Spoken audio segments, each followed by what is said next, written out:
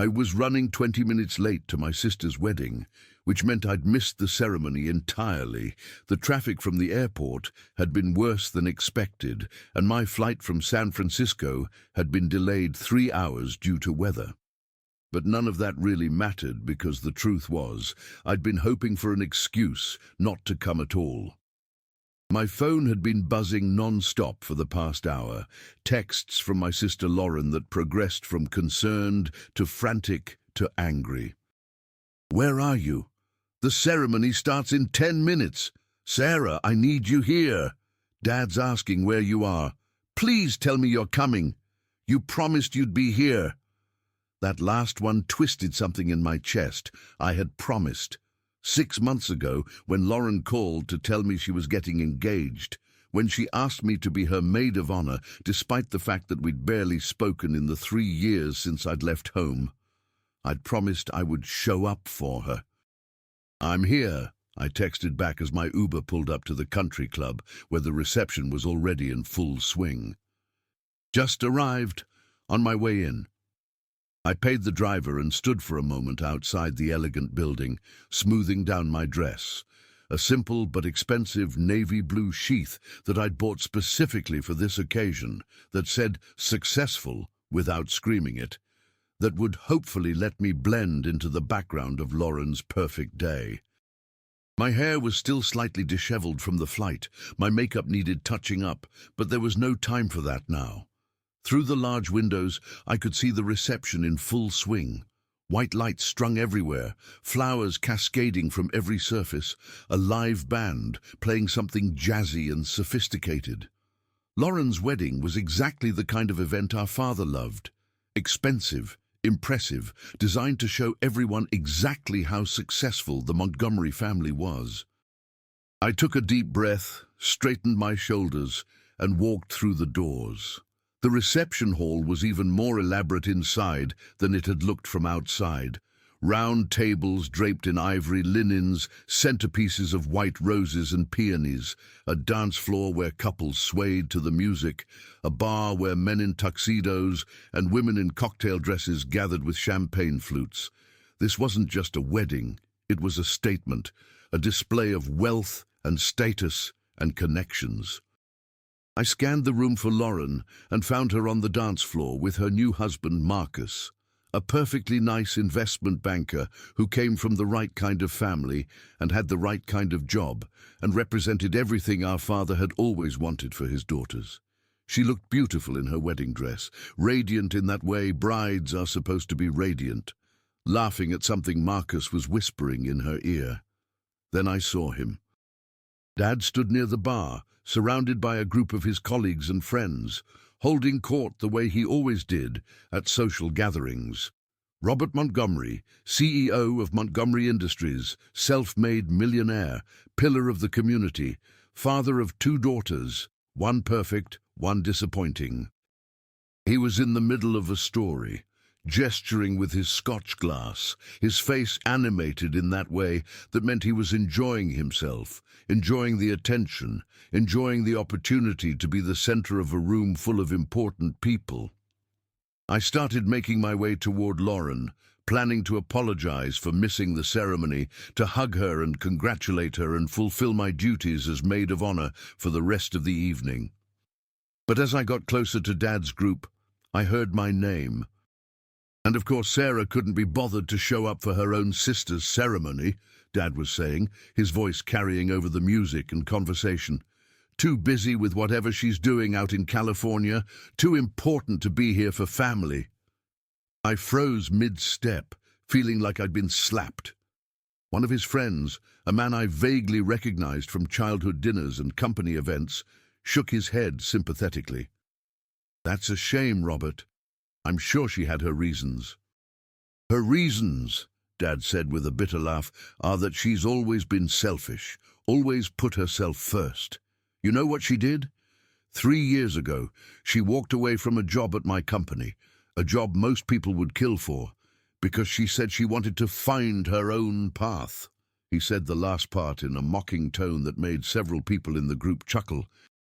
She threw away every advantage I'd given her, the best education, connections, a guaranteed career path, to go work for some startup that probably won't exist in 5 years. She embarrassed me in front of my entire board of directors, made me look like I couldn't even manage my own daughter, and then she moved across the country without looking back. My face burned with humiliation and anger. I should have walked away, should have gone to find Lauren, should have ignored him like I'd been ignoring his calls and emails for 3 years. But something in me snapped. The startup that won't exist in 5 years, I said loudly, stepping into the circle of people, is currently valued at $2.3 billion and is about to go public. The group turned to stare at me. Dad's face cycled through surprise, anger, and embarrassment in rapid succession. "Sarah," he said tightly, "you made it. I did. Sorry I missed the ceremony, my flight was delayed, but I got here in time to hear you tell everyone that I'm the family shame." I kept my voice level, professional, the same tone I used in boardrooms when I was negotiating deals. "That's an interesting characterization of a daughter who's a senior vice president at one of the fastest-growing tech companies in the country." "You work for a startup," Dad said dismissively, trying to regain control of the narrative. "Playing with apps and technology that—" "I work for Tech Vision Solutions," I interrupted. "We develop AI-powered logistics software that's revolutionized supply chain management for Fortune 500 companies. We have contracts with Amazon, Walmart, and FedEx. We're projected to do $500 million in revenue this year." I saw several people in the group exchange impressed looks. Dad's face was getting redder. "And the reason I left Montgomery Industries," I continued, my voice getting harder, "wasn't because I was selfish or ungrateful. It was because working for you meant being undermined at every meeting, having my ideas stolen and presented as yours, and being told constantly that I'd never be good enough because I was a woman in a company where you made it clear women belonged in support roles, not leadership." "That's not true," Dad said, but his voice lacked conviction. "It is true. You told me explicitly that I would never be promoted to VP because clients preferred to work with men. You told me that my ideas were too ambitious and not grounded in reality. You told me I should focus on finding a husband instead of trying to climb the corporate ladder." The group had gone silent, people staring at their drinks, clearly uncomfortable with the direction this conversation had taken. "And when I left," I said, "you didn't just let me go. You called every contact we had in common and tried to poison the well, told people I was unreliable and emotional and not worth hiring. You tried to sabotage my career because I had the audacity to choose a different path than the one you'd decided for me." "Sarah," Lauren had appeared beside me, her face pale, her eyes wide with shock and something that might have been fear. "Please, not here, not today." I looked at my sister, at her perfect wedding and her perfect dress, and the tears starting to form in her eyes, and felt guilt wash over me. This was her day, her moment, and I was ruining it by having the confrontation with Dad that I should have had 3 years ago in private like a reasonable adult. "You're right," I said, my voice softening. "I'm sorry, Lauren. I shouldn't—" "Actually," a voice said from behind me, deep and amused, "I think this is exactly the right time." I turned to find James Chen standing there, looking completely at ease in an impeccably tailored tuxedo, holding 2 glasses of champagne and wearing the slight smile he always had when he was about to enjoy making someone uncomfortable. James Chen, my boss, my mentor, and the CEO my father had fired from Montgomery Industries 5 years ago. The color drained from Dad's face. "What are you doing here?" "I'm Sarah's +1, James said smoothly, handing me one of the champagne glasses. "She invited me months ago when she RSVP'd. Surely you saw my name on the guest list. From the look on Dad's face, he definitely had not seen James's name on the guest list. Lauren looked confused, glancing between James, me, and Dad with growing alarm. "You brought him." Dad's voice was rising now, losing the careful control he usually maintained at social events. "You brought the man I fired." "The man you wrongfully terminated," James corrected pleasantly, "in violation of his contract and in retaliation for questioning your decision to pass over several qualified women for a VP position. The man who sued Montgomery Industries and won a $4.7 million settlement plus legal fees. That man, yes." The group around Dad had grown larger now, people drawn by the obvious tension, by the promise of drama at what had been a perfectly boring society wedding. "I should have known," Dad said, looking at me with such contempt that I physically flinched. "Of course you'd work for him. Of course you'd align yourself with someone who tried to destroy everything I built." "I didn't try to destroy anything," James said, his voice harder now. "I tried to hold you accountable for creating a hostile work environment and engaging in discriminatory practices. The court agreed with me. So did the EEOC investigation that followed." He took a sip of his champagne, completely unruffled by Dad's fury. "And for the record, Sarah didn't come work for me because of some revenge plot against you. She came to work for TechVision because she's brilliant at what she does, because she had innovative ideas about AI applications that I recognized as valuable, and because she was being wasted at Montgomery Industries, where her own father was too threatened by her competence to let her succeed." "How dare you?" Dad started. But James wasn't finished. "Sarah is the reason TechVision landed the Amazon contract. She developed the algorithm that made our software 40% more efficient than any competitor. She led the team that closed the Walmart deal. She's been instrumental in every major success we've had over the past 3 years, and she did it all without her father's connections or money or influence." He looked directly at Dad, his expression pleasant, but his eyes cold. "She did it, despite you actively trying to sabotage her, despite you calling my competitors and telling them she was difficult to work with, despite you spreading rumors in the industry that she'd stolen proprietary information when she left Montgomery Industries. Rumors, by the way, that were completely false, and that I had our lawyers shut down with a cease and desist letter." I stared at James, shocked. I hadn't known about that last part, hadn't known that Dad had gone that far, that James had protected me without telling me. "You had no right," Dad began. "I had every right to protect an employee from defamation," James cut him off. "Just like I had every right to sue you for wrongful termination, just like Sarah had every right to leave a toxic work environment and build a career somewhere she was actually valued." The reception hall had gone almost completely quiet now. The band was still playing, but conversations had stopped, people turning to watch our little drama unfold. I saw Lauren standing frozen, her new husband's arm around her shoulders, looking like she was watching her perfect wedding implode in real time. "Lauren," I said, turning to my sister, trying to salvage something from this disaster, "I'm so sorry. I didn't mean for this to—" "You brought him," she said, her voice small and hurt. "You knew what Dad did to him. You knew how Dad felt about him, and you brought him to my wedding anyway." "I brought my boss," I said gently. "I brought someone who's been a better mentor and father figure to me in 3 years than Dad was in 25. I brought someone who actually values me and respects me, and didn't try to destroy my career when I made choices he didn't agree with."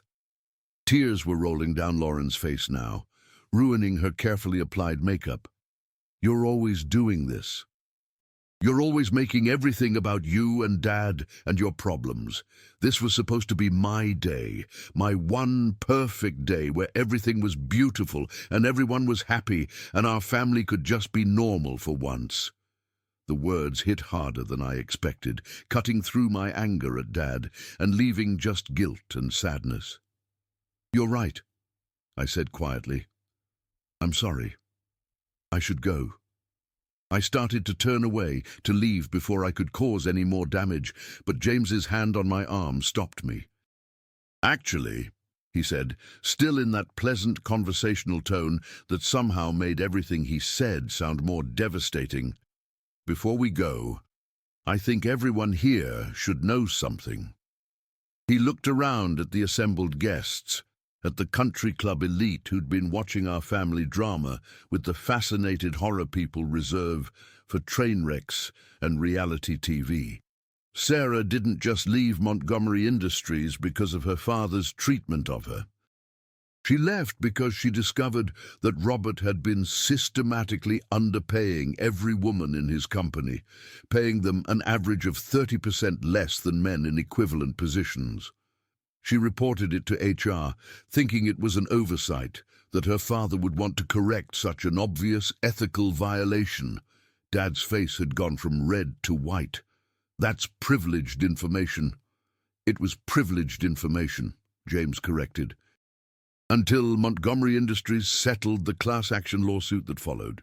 Until your company paid out $12 million to female employees who'd been systematically discriminated against. Until that settlement became public record." He smiled, and it wasn't pleasant anymore. Sarah could have been part of that lawsuit. She could have claimed her portion of that settlement, but she refused to participate because she didn't want to profit from exposing her father's company. She walked away from probably $200,000 because she was trying to protect you, Robert, because despite everything you'd done to her, she still didn't want to hurt you publicly. I felt tears sting my eyes. I'd never told anyone about that choice, about turning down the lawyers who'd contacted me, about quietly removing myself from the class action certification because I couldn't stomach the idea of testifying against my own father. "So when you stand here and call her selfish," James continued, his voice hard now, "when you tell everyone she's the family shame, when you paint her as the ungrateful daughter who abandoned you, remember that she protected you. Remember that she had every right to burn your company to the ground and she chose not to. Remember that her selfishness was actually integrity, her shame was actually courage, and her abandonment was actually self-preservation." Jait, the silence in the reception hall was absolute now. Even the band had stopped playing, musicians staring along with everyone else. Dad looked around at all the watching faces, his friends, his colleagues, his daughter's wedding guests, and I saw something crack in his carefully maintained facade. He looked old suddenly, smaller, like someone who'd been propping himself up with anger and control and was finally too tired to maintain it. "You don't understand," he said, but his voice lacked conviction. "I built that company from nothing. I sacrificed everything for it, and she just walked away like it meant nothing." "It did mean nothing," I said quietly. "Compared to my mental health, my self-respect, and my right to be treated like a competent professional instead of a decorative daughter who should be grateful for scraps. Your company meant nothing, Dad." He flinched like I'd hit him. "But Lauren means something," I continued, looking at my sister. "She means everything to me, even though we haven't been close, even though I missed her ceremony, even though I clearly ruined her reception. She's my sister and I love her, and I'm sorry this happened today." I set my untouched champagne glass down on a nearby table. "James and I will go. You can continue your perfect wedding without the family shame and the man who sued Dad. Maybe you can even salvage this into a funny story someday. Remember when Sarah showed up late and caused a scene?" I started walking toward the exit, James falling into step beside me, and I made it almost to the door before I heard Lauren's voice. "Wait." I turned. My sister was standing in the middle of the dance floor, still in her wedding dress, mascara streaking down her cheeks, looking at me with an expression I couldn't quite read. "Is it true?" she asked. "Everything he said about the discrimination and the lawsuit and the settlement, about Dad trying to sabotage your career?" I nodded slowly. "Yes." "And you never told me. In 3 years, you never said anything. You just let me think you left because you were being rebellious and difficult and couldn't get along with Dad. You were happy, I said simply. You and Dad have a good relationship. He's proud of you and your career and your perfect society wedding. I didn't want to poison that by telling you what happened between us. I didn't want you to have to choose sides. Lauren stared at me for a long moment, then looked at Dad, who was still standing by the bar, looking shell-shocked. Did you do those things? She asked him. Did you discriminate against women in your company? Did you try to sabotage Sarah's career after she left? It's complicated, Dad started, but Lauren cut him off. Did you or didn't you? The room waited. Dad looked around at all the watching faces, at his youngest daughter in her wedding dress demanding the truth, at his oldest daughter standing by the exit ready to leave forever. Yes, he finally said, his voice barely audible. Yes, I did those things. Lauren closed her eyes like she was in pain. Marcus moved closer to her, but she held up a hand, keeping him at a distance while she processed. Why? She asked, opening her eyes to look at Dad again. Why would you treat your own daughter that way? Dad was silent for a long moment, struggling with something. Finally he said, because she was better than me. Because she had ideas I didn't understand and skills I didn't have, and because every time I looked at her I saw everything I wasn't. So I tried to keep her small, keep her manageable, keep her in a place where I could still feel superior. The honesty was startling, painful, completely unexpected. And when she left anyway, he continued, his voice breaking slightly, when she succeeded without me, when she proved she didn't need me at all, I couldn't handle it. So I tried to punish her. I tried to make sure she failed so I could be right about her needing me, so I could matter again. He looked at me directly, for the first time since I'd arrived. But you didn't fail. You succeeded spectacularly, and I wasn't part of it. And that's what I can't forgive, not that you left, but that you didn't need me, that I was disposable. I felt tears streaming down my face now, hearing my father finally admit the truth I'd known, but he'd never acknowledged. You made yourself disposable, I said through my tears, by treating me like property instead of a person, by valuing your ego over my well-being, by choosing control over connection. I would have loved to have a relationship with you, Dad, but not at the cost of myself. Lauren was crying too now, and suddenly she was walking toward me, her wedding dress trailing behind her. And then she was hugging me, squeezing me tight and whispering, "I'm sorry," over and over into my hair. "I didn't know," she sobbed. "I swear I didn't know. He told me you were just going through a phase, that you'd come back eventually, that you were being dramatic. I believed him because it was easier than questioning everything." "I know," I said, hugging her back. "I don't blame you." "I'm so sorry you were alone," she cried. "I'm so sorry I wasn't there for you. I'm so sorry I chose easy over true." We stood like that for a long time, two sisters finally being honest with each other, finally choosing each other over the narrative our father had constructed. Around us, the wedding guests started to move again, conversations resuming, the band starting a new song, people giving us space for our private moment in this very public venue. When we finally pulled apart, Lauren wiped her eyes and looked at James, who'd been waiting patiently by the door. "Thank you," she said to him, "for telling the truth, for protecting my sister, for being what our father should have been." James inclined his head gracefully. "Sarah makes it easy. She's exceptional at what she does, and she deserves to be valued for it." Lauren turned back to me. "Stay, please, for the rest of the reception. I want my maid of honor here, even if she missed the ceremony. I want my sister here." I looked at Dad, who was still standing by the bar, looking lost and old. He met my eyes and gave a small nod. Not quite permission, but maybe acceptance. Maybe acknowledgement that he'd lost the right to dictate my choices a long time ago. "Okay," I said to Lauren. "We'll stay." The rest of the reception was surreal, dancing with my sister, making small talk with relatives who'd witnessed the confrontation, feeling the weight of hundreds of whispered conversations and speculative glances.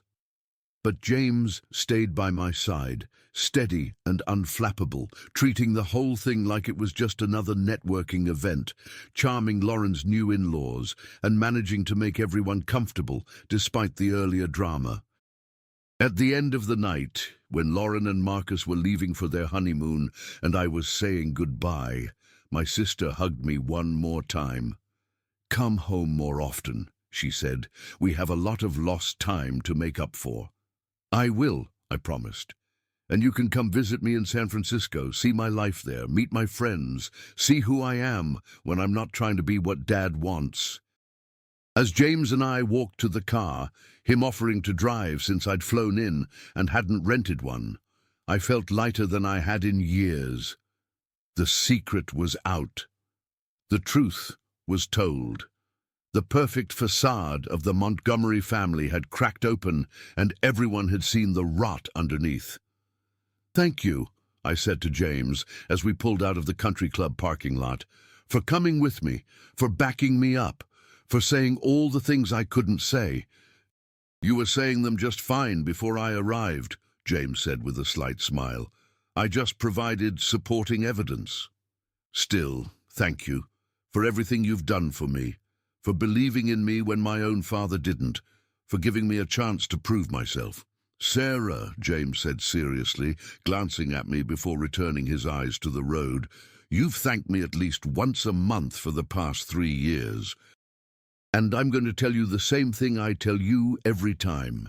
You don't owe me gratitude for treating you like the competent professional you are. That should be the baseline, not the exception.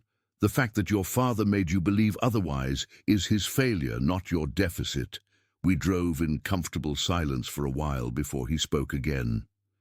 "For what it's worth, I think your sister's wedding will be remembered as one of the more interesting ones I've attended. Certainly more honest than most." I laughed, surprising myself. "Is that a polite way of saying I caused a scene?"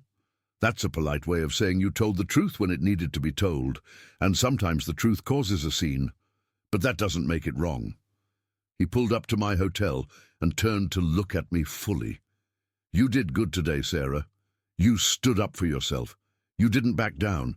You let yourself be seen as you actually are, not as your father wanted people to see you. That takes real courage." I felt tears sting my eyes again. I'd cried more today than I had in months. "I just hope I didn't ruin Lauren's wedding." "You didn't ruin anything," James said firmly. "You complicated the narrative. You added truth to a story that was built on omissions and lies. And maybe, just maybe, you gave your sister the gift of seeing her family clearly for the first time. That's not ruin. That's revelation." I nodded, not quite believing him, but wanting to. "Get some rest," he said. "I'll see you back in San Francisco on Monday. We have the board presentation to prepare for." "Right, the IPO prep." I smiled. Back to normal life. "Is this not normal life?" James asked with mock surprise. "Confronting toxic family members at weddings, I thought that was standard protocol." I laughed again, feeling some of the tension from the day finally releasing. As I walked into my hotel, I pulled out my phone and saw a text from an unknown number. "This is Lauren. I got your number from the wedding planner contact list. Thank you for staying. Thank you for telling the truth. Thank you for being brave enough to live your own life, even when it cost you everything. You're not the family shame. You're the family truth teller, and I'm proud to be your sister." I sat on the hotel bed, still in my navy dress, and cried for the 3rd time that day. But these were different tears, not anger or humiliation or grief, but relief, release. The particular lightness that comes from finally being seen and believed and chosen by someone who matters. My father might never understand what he'd done to me, might never fully acknowledge the harm he'd caused. But my sister did, and that was enough. I texted back, "I love you. Congratulations on your marriage. I hope Marcus knows how lucky he is." Lauren replied immediately, "He does, and I know how lucky I am to have a sister who's strong enough to stand up to Dad. Maybe you can teach me how to do that." "Any time," I typed back. "Any time." I fell asleep that night still in my dress, still wearing my makeup, phone in my hand, dreaming of Sunday dinners with Lauren in San Francisco, of building a relationship with my sister that wasn't mediated through our father's approval, of finally being free. The family shame, it turned out, had become the family success story, and I'd brought the proof right to the wedding.